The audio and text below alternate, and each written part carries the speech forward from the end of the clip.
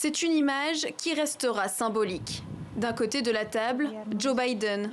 En face de lui, par écran interposé, 40 chefs d'État réunis dans la lutte contre le dérèglement climatique.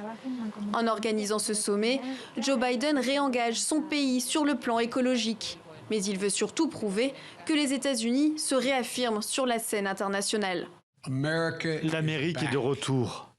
L'Amérique est de retour. La diplomatie est de retour.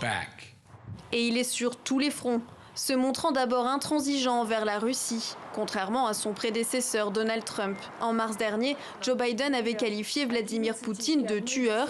Il l'accuse d'ingérence dans la diplomatie américaine et promet des ripostes au prochain écart. Les États-Unis ne cherchent pas à lancer un cycle d'escalade et de conflit avec la Russie. Nous voulons une relation stable et prévisible. Si la Russie continue d'interférer avec notre démocratie, je suis prêt à prendre d'autres mesures pour y répondre. Avec Biden, la diplomatie américaine ne mâche pas ses mots. Quelques semaines après son investiture, le président américain reçoit une délégation chinoise. Se dit ouvert à une reprise du dialogue avec Pékin.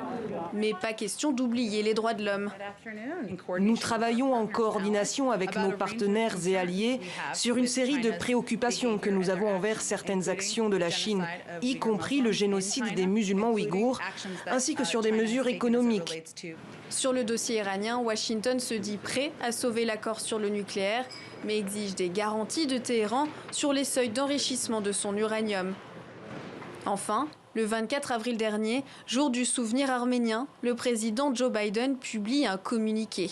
Les Américains honorent tous les Arméniens qui ont péri dans le génocide qui a commencé il y a 106 ans aujourd'hui. C'est la première fois que le terme génocide est employé de manière officielle. À Ankara, les Turcs sont en colère, mais en 100 jours, Joe Biden a donné le ton. Entre ouverture au monde et fermeté, la musique diplomatique des États-Unis a changé.